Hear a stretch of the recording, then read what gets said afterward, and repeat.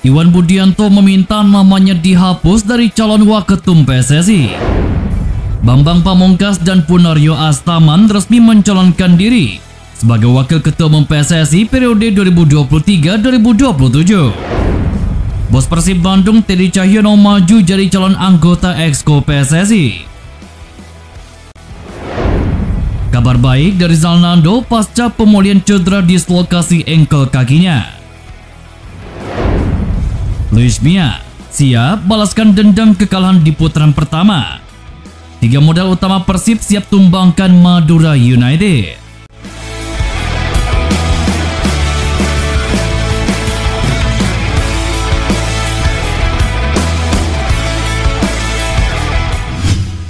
Iwan Budianto menegaskan tidak bersedia diusulkan sebagai Ketua Umum PSSI dan tidak mau mengajukan diri menjadi pengurus PSSI pada periode 2023-2027.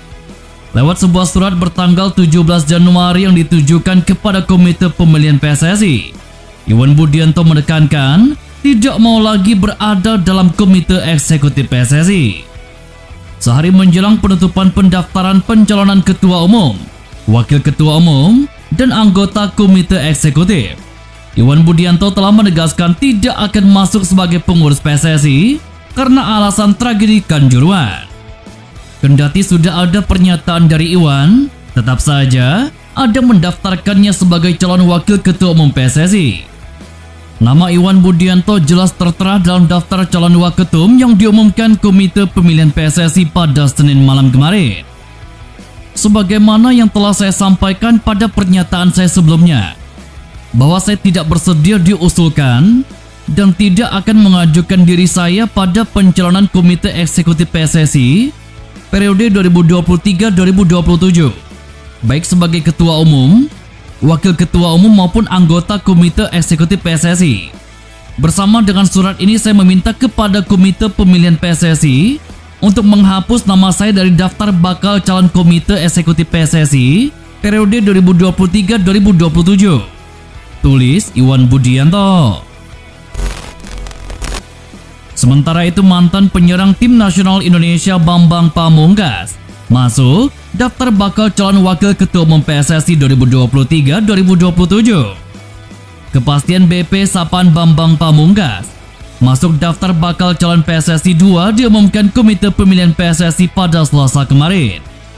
Selain BP, ada 2 nama tambahan yang masuk dalam daftar bakal calon Wakil Ketua Umum dan 5 nama baru dalam bakal calon anggota Komite Eksekutif. Dengan demikian total keseluruhan yakni 5 orang bakal calon Ketua Umum, 20 orang bakal calon Wakil Ketua Umum, dan 83 orang bakal calon anggota Komite Eksekutif. Nama mantan Kapten Tim Nasional Indonesia Ponario Astaman juga ada dalam daftar bakal calon Wakil Ketua Umum. Satu nama lain yang juga masuk adalah Gede Widiade. Tidak seperti BP dan Ponario, nama Gede Widiade sebelumnya sudah tercantum sebagai bakal calon Komite Eksekutif. Selain itu, Direktur PT Persib Bandung bermartabat Teddy Cahyono membenarkan bahwa dirinya salah satu yang didaftarkan untuk menjadi calon anggota Exco PSSI pada pengurusan periode mendatang. Pencalonan itu menurut Teddy Cahyono berasal dari dukungan dan aspirasi beberapa voters yang memiliki perhatian besar dalam pengembangan dan pertumbuhan industri sepak bola di tanah air. Saat ini Teddy Cahyono masih menjalani proses verifikasi daftar calon sementara. Ia meminta semua pihak untuk menunggu proses verifikasi. Namun Teddy enggan menjelaskan lebih jauh jika benar menjadi anggota Exco PSSI untuk periode mendatang. Kongres luar biasa PSSI sendiri akan digelar pada 16 Februari 2023. Kalaupun nanti jadi anggota Exco PSSI, Teddy memastikan tidak akan berada dalam komisi yang terlibat langsung dengan yang mempunyai potensi konflik kepentingan bersama operator kompetisi dan klub. Iya, benar. Pencalonan saya itu awalnya karena ada aspirasi dari beberapa voters. Saat ini proses verifikasi daftar calon sementara sedang berlangsung, dan sebaiknya kita semua menunggu proses verifikasi tersebut. Ini kan baru tahapan proses pendaftaran. Yang pasti, ini aspirasi dari beberapa voters yang mengajukan. Saya tidak tahu siapa saja mengajukan nama saya. Coba cek ke komisi pemilihan. Misalnya saya menempati komisi sponsor atau komisi keuangan. Itu kan tidak ada kepentingan dan tidak ada potensi konflik dengan klub. Bukan hanya klub Persib, tapi klub lain juga, supaya fair. Karena itu saya siap. Karena saya memang ada mencalonkan dan memang sudah berkecimpung di sepak bola. Jadi kalau memang dipercaya, saya siap. Jelas Teddy Cahyono. Kabar baik dari Zalnando, wingback Persib Bandung yang mengalami cedera dislokasi ankle di pertandingan pekan ke-14 Liga 1 2022 melawan Dewa United pada 14 Desember 2022 lalu. Kini Zalnando punya perkembangan signifikan menuju kesembuhan. Ia sudah melepas alat bantu boot ortopedik dan tongkat penyangga untuk berjalan. Kondisi itu terlihat saat Zalnando menghadiri konferensi pers Bandung Belong to Us Fit Persib pada Selasa kemarin. Ia sudah bisa berjalan tanpa alat bantu. Dirinya menerangkan hasil ronsen terbaru memperlihatkan tulang yang patah mulai menyatu. Berdasarkan prediksi dokter tim Rafigani, Zalnando perlu melakukan penyembuhan selama 12-16 minggu. Namun bek yang pernah berlatih di Uruguay itu belum tahu apakah program penyembuhannya bisa lebih cepat dari semula. Selama menjalani penyembuhan bukan berarti Zalnando beristirahat total. Ia perlu melatih otot bagian tubuh lainnya dengan latihan di gym. Ia berusaha semaksimal mungkin agar saat kembali ke lapangan bisa langsung turn in dengan kekuatan otot yang sudah siap.